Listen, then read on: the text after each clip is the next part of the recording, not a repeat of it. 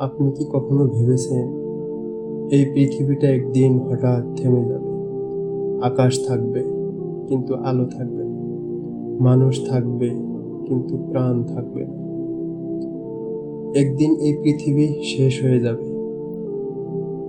এই দুনিয়ায় আমরা সবাই ব্যস্ত, কেউ কাজ নিয়ে, কেউ টাকা নিয়ে, কেউ বা আবার স্বপ্ন নিয়ে।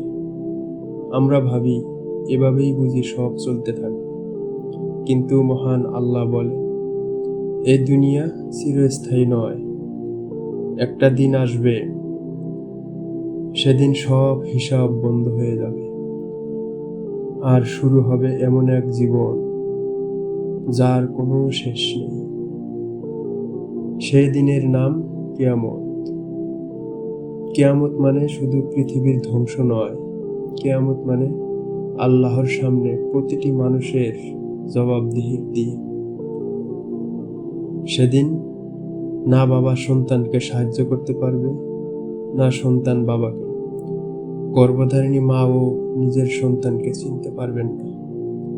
সন্তানকে ছেড়ে পালাবে, মা বলবে আমার কোনো সন্তান ছিল না, আমি একা, আমার কেউ ছিল না। প্রত্যেক মানুষ থাকবে একা। সেদিন শুরু হবে এক ভয়ঙ্কর শব্দের মাধ্যমে। হযরত ইসরাফিল আলাইহিস সালাম আল্লাহর নির্দেশে সিংহায় ফুঁক দেবেন। প্রথম ফুঁতে এই পৃথিবীর সব প্রাণ শেষ হয়ে যাবে। মানুষ, পশু, পাখি কেউ বাঁচবে না।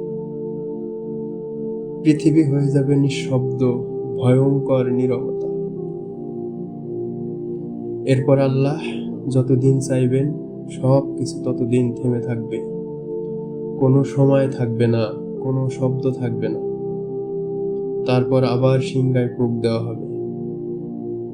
সেই দ্বিতীয় ফুঁতে মাটি ফেটে মানুষ উঠে দাঁড়াবে।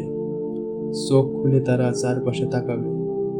সব কিছু অচেনা মনে হবে। কেউ বলবে আমরা কি একটু ঘুমিয়েছিলাম? আর কেউ বলবে না, মনে হয় একদিন, অথবা একদিনেরও কম। কিন্তু তখনই তারা বুঝে যাবে এটা কোনো সাধারণ ঘুম ছিল না, এটা ছিল কবরের ঘুম। আর সেই ঘুম ভাঙার সাথে সাথেই সব শেষ। ফিরে যাওয়ার কোনো জায়গা নেই,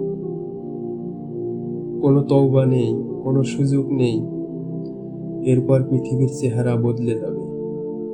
যে পাহাড়গুলোকে আমরা শক্ত বলে জানতাম, সেগুলো তুলোর মতো হয়ে উড়ে যাবে। সমুদ্রে উপচে পড়বে, আকাশ ফেটে যাবে, সূর্য নেমে আসবে মানুষের মাথার খুব কাছে। মানুষ তাদের আমলের পরিমাণ অনুযায়ী ঘামে ডুবে যাবে। কারো গোড়ালি পর্যন্ত, কারো হাঁটু পর্যন্ত, কারো কোমর পর্যন্ত, কারো বুক পর্যন্ত, আর কারো ঘাম নাক পর্যন্ত উঠে যাবে।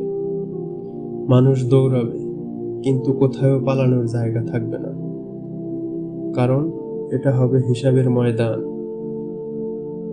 সেদিন প্রতিটি মানুষ একা দাঁড়াবে, কেউ পাশে থাকবে না। আমলনামা তুলে দেওয়া হবে, কেউ ডান হাতে পাবে, কেউ বা বাঁ হাতে। ডান হাতে পাওয়া মানে মুক্তি, আনন্দ, সৌভাগ্য। আর বাঁ হাতে পাওয়া মানে চরম দুর্ভাগ্য। সেদিন আল্লাহ প্রশ্ন করবেন, তোমার জীবন কিভাবে কাটিয়েছো? যৌবন কোথায় ব্যয় করেছো? সম্পদ কোথায় থেকে এনেছো আর কোথায় খরচ করেছো? আমার নির্দেশ মেনেছো নাকি নিজের খেয়াল মতো জীবন পার করেছো? সেদিন মানুষ নিজের পাপ দেখবে, এমন পাপ যা সে নিজেও ভুলে গিয়েছিল। চোখ, কান, হাত, পা সব সাক্ষ্য দেবে। নিজের শরীর নিজের বিরুদ্ধেই কথা বলবে। এরপর আসবে পুলসিরাত, জাহান্নামের উপর স্থাপিত এক সেতু।